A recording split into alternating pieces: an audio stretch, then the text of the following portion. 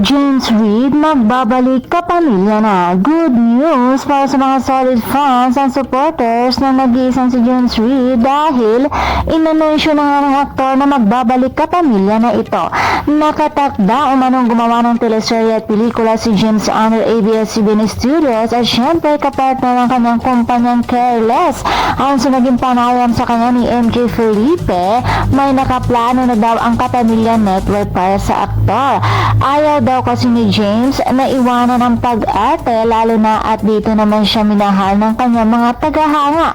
Ayon pa sa kanya, excited na daw umano si James sa kanyang pagbabalik. Pelikula at telebisyon. Kaya naman naging ang kanyang mga tagahanga ay super excited na din sa pagbabalik ni James at dahil din dito, nag-aabang naman ang mga Jaden fans ni na James at Nadine kung sakaling magtatambal muli ang dalawa. Kaya mga chikadas, abangan na lamang natin yan. And for more showbiz update, please don't forget to like, share, and subscribe my channel. Thank you for watching.